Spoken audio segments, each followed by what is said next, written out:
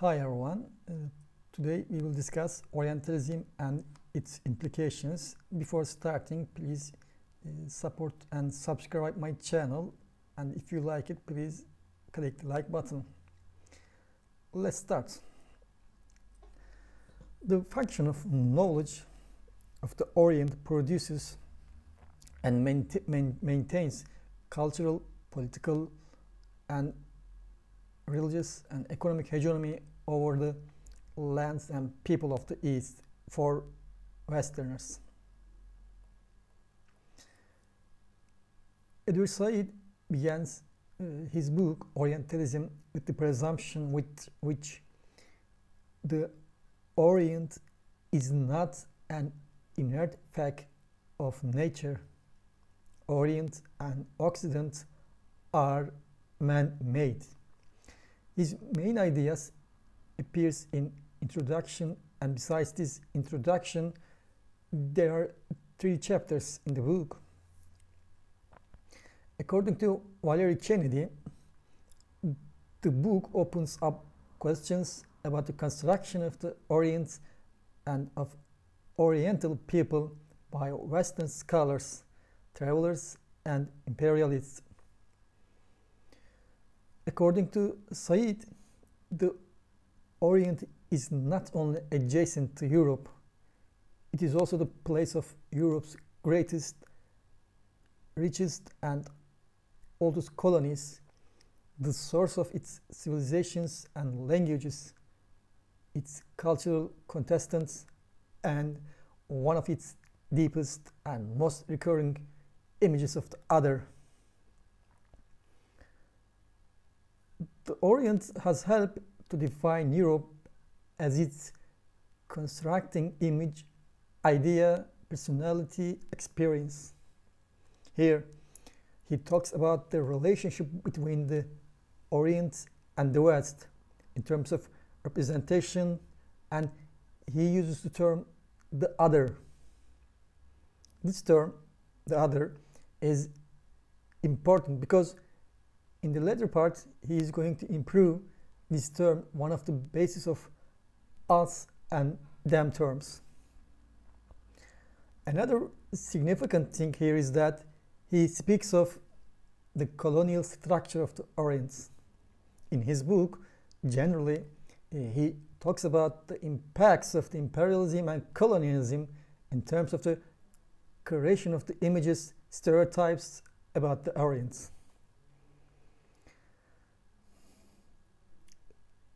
In the second part of the introduction, Edward Said talks about the 3 qualifications. Firstly, he says that it will be wrong to conclude that the Orient was essentially an idea or a creation with no corresponding reality. There were and are cultures and nations whose locations is in the East, and their lives, histories, and customs have brute reality obviously greater than anything that could be said about them in the West. Yet, I guess he challenges himself because in the first part of the introduction he claims that Orientalism is a style of thoughts. Another problem arising from this view is that he accepts Easterners' cultural differences. Having been examined the works of Westerners, we only see this difference. However, at some point, some Western scholars could have exaggerated these differences. Imperial powers such as Britain and France in the Orient do provide knowledge about the Orient, but they are not totally imaginative because cultures, religions of the Orient are there.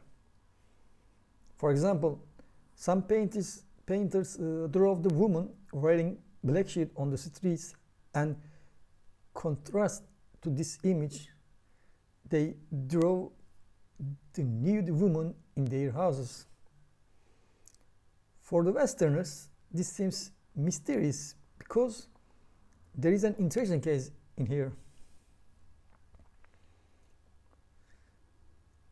Now, as to the second qualification, Said claims that, quote, ideas, cultures, and histories cannot seriously be understood or studied without their force, more precisely their configurations of power also being studied, unquote.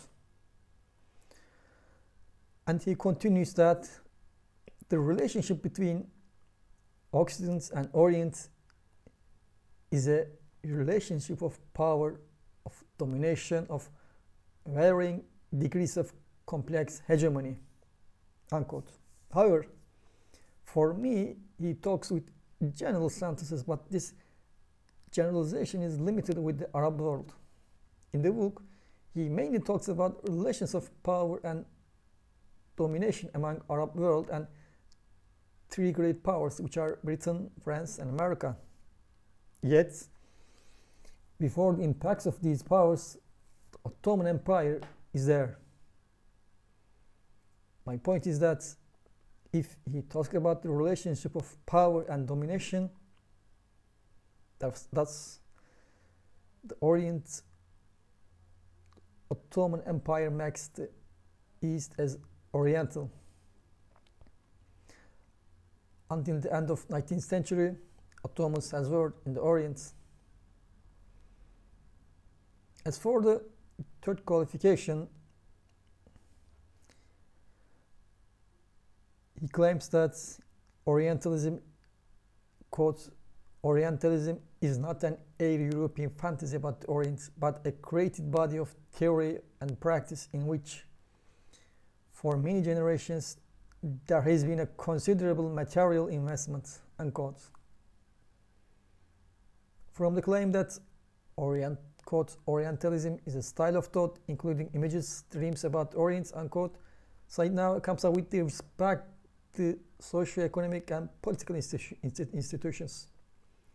He talks about the durability and the strength of the Orientalism with the help of these institutions. At this point, he talks about the ideas of Gramsci. According to Valerie Kennedy, quote, he uses the concept of hegemony and he takes Orientalism as an example of how cultural hegemony works in civil society to reinforce the ruling ideology of political society, not by domination but by consent, unquote. Here, it has shown that the superior West tries to export its culture to the backward East by convincing them in order to durability and the strength of the Orientalism. However, for me, using the term cultural hegemony does not make any sense in terms of superior or inferior culture. The problem is, who is going to be in charge of the deciding backwardness of a culture? Because also, Easterners may deem themselves as superior. In addition, Easterners try to export its culture, or mainly religion, on the basis of superiority of Islam or their culture. So Said in his criticisms are very harsh and ignores these facts. This superiority of Islam and the Orient also continues in the Ottoman Empire period. However, they do not become long-lasting or strong, unlike Westerners' ideas in the East. Therefore, unlike Said's stance, for me it is seen a different and special relationship between the East and the West. As for the chapters, in the chapter 1, the scope of the Orientalism, Said gives us a general survey about the work. He discusses Orientalistic discourse in the late 19th and 20th centuries. And then he talks about the term imaginative geography and gives a gives us a glance back at Western representations of the Orient, Islam, and Arabs before the mid-18th century in order to offer how tradition, discourses, and institutions of Orientalism came into being. After that, he speaks of Napoleon's invasion of Egypt with the help of texts, books, because Napoleon brings scientists, writers, and so on to the Egypt in order to provide knowledge. This existence of huge card group symbolized the material and textual European domination of the Orient, characteristics of colonialism and imperialism, and it has been embodied a textual attitude. In the chapter 2, Orientalist structures and restructures, Said talks about the modern Orientalism from the last third of the 18th century to the 1870 that he presumes as part of the legacy of the Enlightenment. In the debate of the 19th century Orientalism, Edward Said looks at the works and carries of Sylvestre Desailly and Ernest Renan. And also he talks about the other writers and their works such as Edward William Lane, Richard Burton, T. Lawrence, and so on. In this chapter, he talks about the Orientalism as an institution at the same time as colonialist and imperialist structures were established. He makes connections among the imperialism, colonialism, and ideas of dominations in accordance with imperialism and colonialism, and gives some examples as well. As the third chapter, Orientalism now, he speaks of the period after 1870, and he talks about the Anglo-French Orientalism and American neocolonialism in the third and fourth parts of this chapter.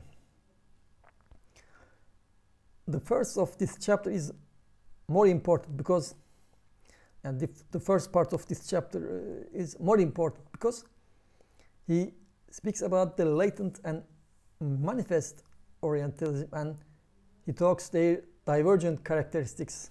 So it says that, quote, the result for Orientalism has been sort of consensus. Certain things, certain types of statement, certain types of work have seemed for the Orientalists correct, unquote. After that, he claims that, quote, Orientalism, such a system of truths in Nietzsche's sense of the world. He continues that, quote, Orientalism is fundamentally a political doctrine wielded over the Orient because the Orient was weaker than the West, which elided the Orient's difference with its weakness, unquote. However, for me, Said is himself behaving weird, and actually he is ethnocentric, and at some point, and I'm the same track with the Robert Irwin, a writer of the dangerous knowledge about the racism of Said. Later,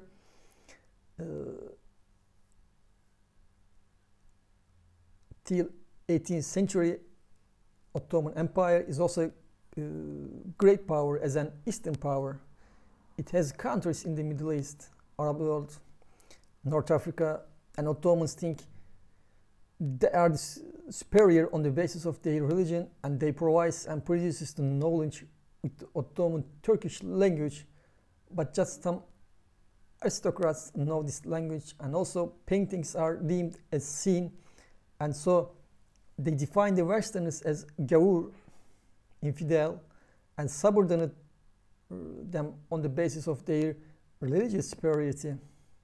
I guess Said forgets these and behaves like some sort of racist, especially in his concerns is Arabs.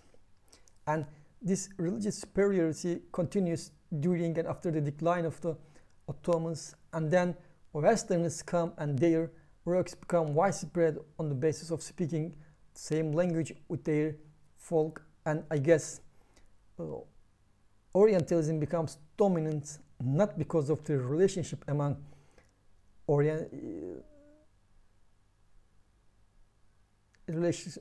imperialism or colonialism,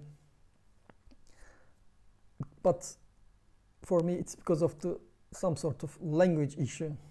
Later, interestingly, he talks about the relationship between the Orientalism and theories of racial inequality and hierarchy. For achieve this, he denotes Kipling's idea of white man.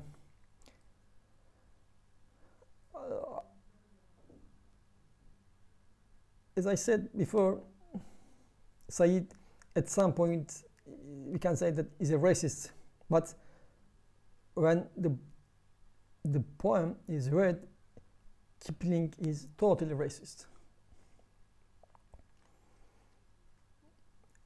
As to criticisms of the book, Robert Irwin says that, quote, Orientalism has the look of a book written in a hurry. It is repetitious and contains lots of factual mistakes, unquote. He says that Orientalism is essentialist, racialist, patronizing, and ideologically motivated. Like ideas of Said, Irwin is also harsh in his criticisms. He points out that, quote, Said's insistence that the Orient does not exist but is merely a figment of the Western imagination and a construction of the Orientalists. If indeed the Orient did not exist, it should not be possible to misrepresent it, unquote. Then he talks about the usage of Foucault and Gramsci in Orientalism, and he claims that they are both victims and villains. He also denotes that quote, the names of Renan and Gobineau come up many times in the book, but their ideas are not analyzed or criticized in any detail. The status of both Renan and Gobineau is somewhat marginal, unquote. After that, he talks about the discussions among Bernard Lewis, Ernest Gellner, and Edward Said. Lewis defends himself in the question of Orientalism as follows, quote, the most important question is that of the scholarly merits, indeed scholarly validity of Orientalist findings, unquote. After this, he gives a number of books names. Then he tells the debate within the Lewis and Said in 1986 in the American Middle East Studies. In the debate, Lewis does not deny that there are stereotypes, particularly with respect to the Oriental despotism and to sexual license in the harem. However, Said argues that knowledge is never abstract, but always reflects power and attacks the American media and its coverage of Arabs and Islam.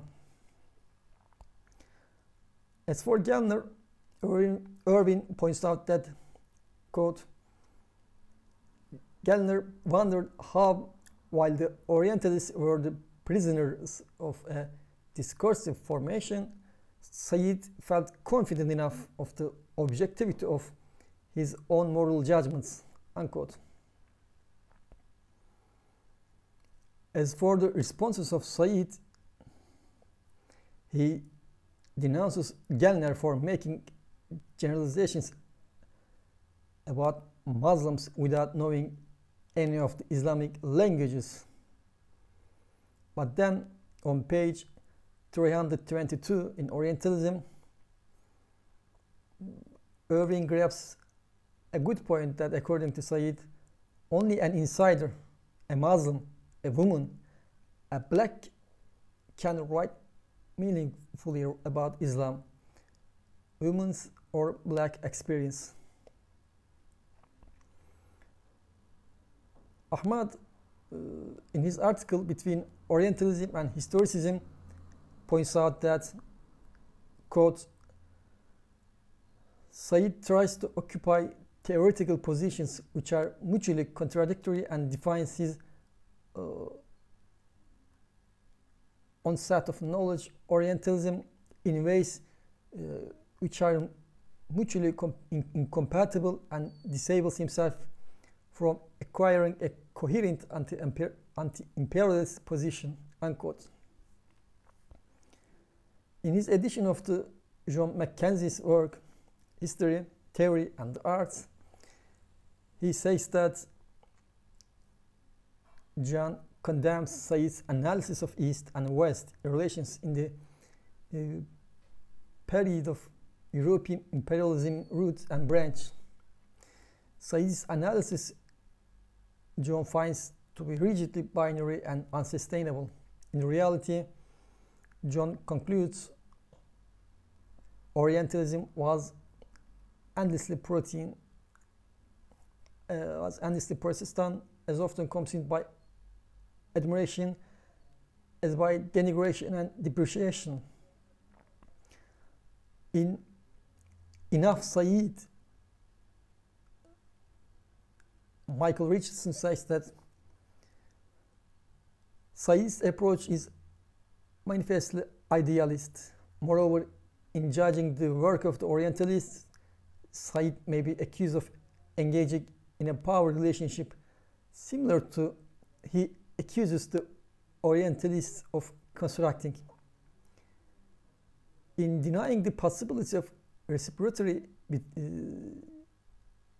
between subject and object, Said effectively makes it impossible for the object to develop alternative models, an impossible conclusion.